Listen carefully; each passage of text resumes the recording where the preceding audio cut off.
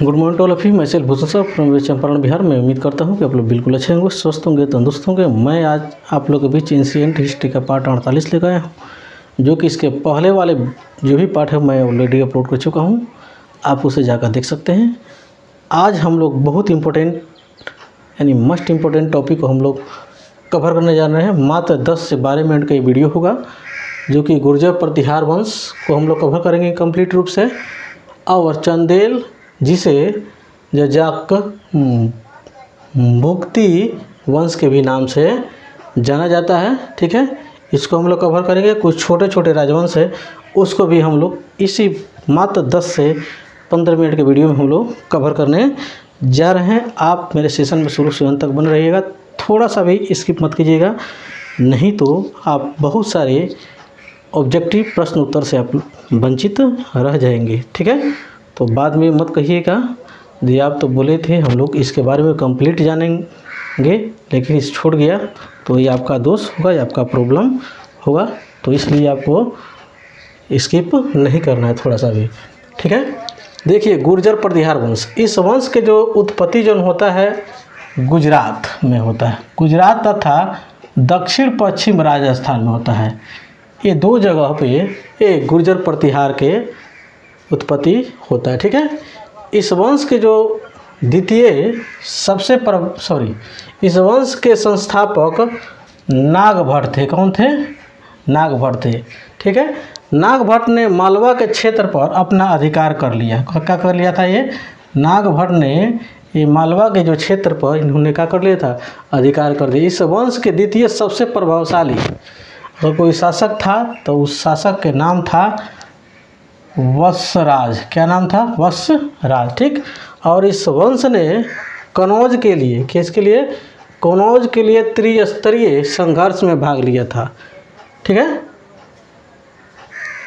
और कनौज का अपना क्षेत्र में मिला लिया, यानी कहीं ना कहीं ये जीत गया होगा, जीता होगा तभी जाकर मिलाया होगा, नहीं तो पराजित राजा किसी कीमत में मिला नहीं सकता है, जीत गया होगा। ठीक है, इस वंश का सर्वश्रेष्ठ शासक मिहिर भोज था। कौन था? मिहिर भोज था। गुर्जर प्रतिहार वंश के अगर सर्वश्रेष्ठ अगर शासक कहा जाएगा तो मिहिर भोज, और सबसे प्रभावशाली शासक कहा जाएगा तो वत्सराज। ये आपको याद रखना, ये कीवर्ड है, थोड़ा सा आप लोग को ध्यान देना पड़ेगा। ठीक है, जिसने कनौज को अपना पूर्ण राजधानी बना लिया था। किसने? ये मिहिर भोज ने कनौज को क्या कर रहे थे? अपना पूरी राजधानी बना लिया था। इस वंश का अंतिम शासक यशपाल बना। कौन बना? यशपाल। यशपाल के बाद यह वंश क्या होने लगा? स्वतः समाप्त होने लगा। कहीं ना कहीं यह जो यशपाल जो था ये निकम्मा राजा था, जिस कारण ये अपने जीवन काल में काम नहीं किया, जिसके चलते यह गुर्जर प्रतिहार वंश समाप्त हो गया। हो सकता है अपने यह साम्राज्य को विस्तार करने में अगर किया होता तो यह गुर्जर प्रतिहार वंश समाप्त नहीं हुआ होता। ठीक है, अगला है हम लोग को चंदेल, जिसे जजाक भुक्ति वंश के भी नाम से जाना जाता है। यह वंश मध्य प्रदेश के क्षेत्र में था। यह चंदेल वंश जो था कहाँ पे था? मध्य प्रदेश के क्षेत्र में था, जिसका संस्थापक कौन थे? ननुक थे। कौन थे? ननुक। यानी चंदेल वंश के संस्थापक के नाम क्या था? ननुक। चंदेल शासक ने मंदिर निर्माण के क्षेत्र में बेसर शैली को जन्म दिया था। ठीक है, बेसर शैली। तो बेसर शैली किसको बोलते हैं? द्रविड़ शैली और नागर शैली, दोनों शैली के अगर मिलाकर जो मंदिर का निर्माण होता है उसी को क्या बोलते हैं? बेसर शैली। तो उसके जन्म कौन दिए थे? ये इस शासक के नाम था वो ननुक था। क्या नाम था? ननुक। ठीक, बेसर शैली को मिश्रित शैली भी बोलते हैं। मिश्रित शैली यही से बात है, बोलने का भी है कि दो चीज़ आपस में जब मिला ले तभी ना मिश्रण बोलते हैं। ठीक है, ये सब कोई जानता है। तो दो ठो शैलियों को मिलाकर द्रविड़ शैली और नागर शैली को मिलाकर ये बेसर शैली बना, जिसको मिश्रित शैली के नाम से भी जाना जाता है, क्योंकि जो कॉमन बात है। ठीक है, आप लोग याद रखिएगा। मध्य भारत में बनने वाले अधिकांश मंदिर, जितने भी मध्य भारत में अगर अधिकांश मंदिर अगर बना तो समझिए बेसर शैली में ही बना, क्योंकि कोई भी चीज़ अगर नए नए में आता है, ट्रेंडिंग में रहता है, तो सब कोई उसी का डिमांड करता है। ठीक है। इसने खजुराहो में विष्णु मंदिर बनवाया था। क्या किया था? खजुराहो में विष्णु मंदिर बनवाया हुआ था। कौन? यानी ननूक। ठीक। इस मंदिर में खजुराहो, इस मंदिर को क्या कहा जाता है? खजुराहो का चतुर्भुज मंदिर भी कहा जाता है। ठीक है, विष्णु मंदिर को। ठीक। इस वंश के अगला जो शासक है यशोवर्मन बनता है। किस वंश के? यानी चंदेल वंश। ठीक। इस वंश का अगला शासक, उसके बाद चंदेल के बाद कौन बनता है? धंग बनता है। यानी नानक के बाद में यशोवर्मन, यशोवर्मन के बाद में धंग बनता है। यह शिव को मानते थे। कौन? ये धंग जो थे शिव को मानते थे। इसने खजुराहो में एक विशाल मंदिर का निर्माण करवाया, जिसे कंदरिया महादेव के नाम से जाना जाता है। ठीक है। कौन बनवाए थे? कंदरिया महादेव नाम के मंदिर, ये धंग, ये सम्राट ने बनवाया था। ठीक है। इस मंदिर के प्रांगण में नंदी बैल की मूर्ति थी। किस मंदिर के प्रांगण में? यानी कंदरिया महादेव के। यानी जाहिर सी बात है, शंकर जी का जब मंदिर है, जिसमें महादेव जब लग गया, तो शंकर जी का जब मंदिर है तो उसमें उनके मंदिर के बाहर निश्चित बात है ये बैल का मूर्ति होगा ही होगा। लेकिन था, ये तो कॉमन बात है, लेकिन सबसे बड़ी मूर्ति था। खास बात इसमें यह था कि सबसे बड़ा नंदी बैल का प्रतिमा वहाँ पर बना हुआ था। राजा धंग ने जिनाथ, ठीक है, जिनाथ विश्वनाथ बैद्यनाथ मंदिर का निर्माण कराया था। ठीक है। यानी कहीं ना कहीं इसमें नाथ जुड़ा है, तो आप लोग को समझ जाना है कि कहीं ना कहीं यह ये शिव जी का ही मंदिर ये बनवाए हुए थे। ठीक है। धंग ने प्रयाग के गंगा यमुना में, यमुना के संगम पर, जहाँ पर गंगा यमुना जहाँ पर आपस में जो मिलता है उसका दो नदी जहाँ पर मिलता है उसको संगम बोलते हैं।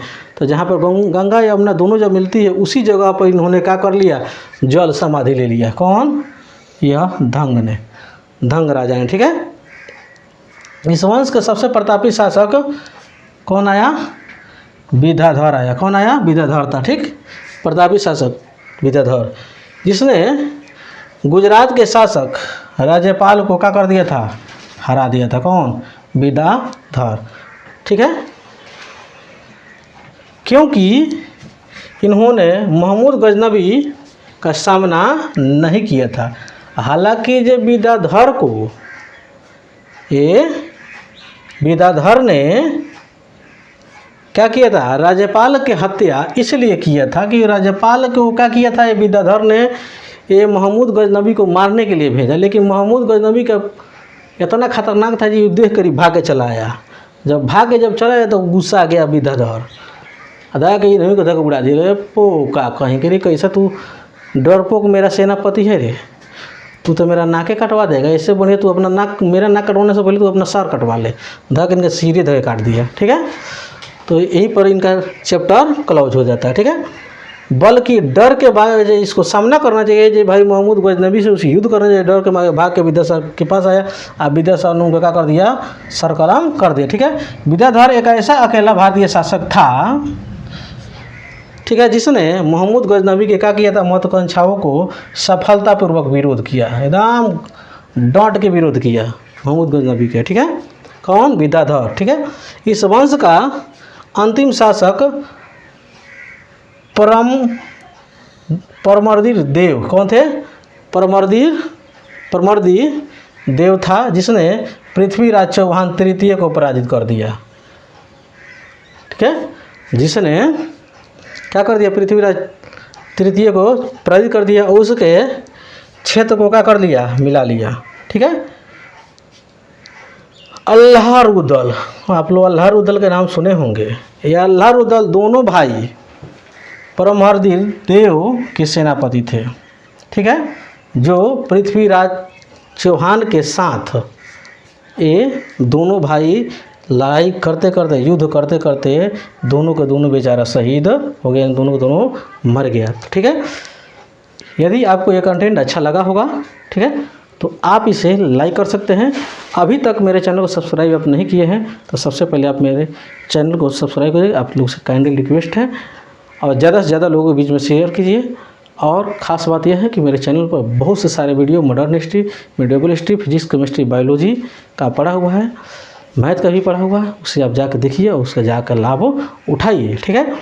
और अपने ही लाभ उठाइए और साथ ही साथ दूसरों के पास भी शेयर कीजिए, ठीक है, ताकि वो भी इसका लाभ समय से उठा सके, ठीक है। तो देर ना हो जाए, कहीं देर ना हो जाए। तो जिस तरह आप देर किए हैं उस तरह अगला आदमी भी देर ना करें, इसलिए आप थोड़ा सा ध्यान देते हुए दूसरे अपने दोस्त रिश्तेदार और पूरे भारत में इसे फैलाने के काम कीजिए। क्योंकि इस टाइप का जो कंटेंट समझिए जो भारत इस यूट्यूब का चैलेंज है, इस यूट्यूब पर कहीं से आप खोज दीजिएगा एक तरफ से सीरीज से, उसी दिन मैं पढ़ाना बंद कर दूंगा यूट्यूब पे। एक चैलेंज है, क्योंकि सब कोई आधा अधूरा बताता है और पूरा उसको करने के लिए पेड बैच लेना पड़ता है। भाई ये आइए आप परचेजिंग कीजिए, लेकिन यहाँ पर किसी प्रकार का पेड बैच नहीं है, फ्री ऑफ कॉस्ट व्यवस्था है। तो आप थोड़ा सा एक गुरुदक्षिणा के रूप में 2 मिनट देकर वीडियो को लाइक कर दीजिए और ज़्यादा से ज़्यादा लोगों के बीच में शेयर कीजिए, ठीक है। तब तक मैं अगले टॉपिक को देखता हूँ। कुछ छोटे छोटे राजवंश आया जिसमें से पूर्वी गंग वंश आता है। कौन आता है? पूर्वी गंग वंश। यह उड़ीसा तथा आंध्र प्रदेश में था। कौन? ये पूर्वी गंग वंश, ठीक है। इस वंश के संस्थापक कौन थे? आनंद वर्मन थे। कौन थे? आनंद वर्मन ने पूरी जगन्नाथ मंदिर बनवाया था। इसने क्या किए थे? जो आनंद वर्मन थे ये पूरी जगन्नाथ मंदिर को बनवाए थे। इस वंश के शासक नरसिंह प्रथम ने कोणार्क में सूर्य मंदिर बनवाया था। क्या किए थे? कोणार्क में सूर्य मंदिर बनाए थे, जिसे ब्लैक पैगोडा क्या बोलते हैं? पैगोडा भी कहते हैं। पैगोडा है, सॉरी, ये क्या नाम है? पैगोडा भी कहते हैं। इस वंश के शासक नरसिंह देव ने भुवनेश्वर के लिंगार्जुन मंदिर बनवाया, ठीक है। तो ये जितने भी छोटे छोटे जो शासक थे ये लोग मंदिर बनवाने में ही परेशान थे बेचारा। ये कहीं ना कहीं ये दोनों को, ये छोटे शासक इसलिए कहलाए क्योंकि ये लोग धर्म प्रचार में ही, पाखंड में ही रह गए, जिसके चलते इन लोगों का कोई हिस्ट्री में कोई खास स्पेशल जगह ना और नाम नहीं है। तो थोड़ा सा आप लोग ध्यान दीजिएगा। तो आज के टॉपिक में इतना ही रहता है। शुरू से अंत तक मेरे वीडियो में बने रहने के लिए बहुत बहुत धन्यवाद। अगर वीडियो अच्छा लगा हो तो आप इसे लाइक कर सकते हैं, ज़्यादा से ज़्यादा लोगों के बीच में शेयर कर सकते हैं, ठीक है। और जितने भी मेरे वीडियो पड़ा हुआ है, अगर आप नए हैं तो सबसे पहले आप उसे जाकर देख सकते हैं, और नए हैं तो मेरे चैनल को सब्सक्राइब कर सकते हैं। देखने की ज़रूरत नहीं है, ज़्यादा देर कीजिएगा तो लेट होगा तो फिर दोबारा भेंट नहीं होगा। तो ठीक है, इसके अगले पार्ट में बहुत जल्द आप लोगों के बीच लेकर आ रहा हूँ। तब तक के लिए जय हिंद, जय भारत।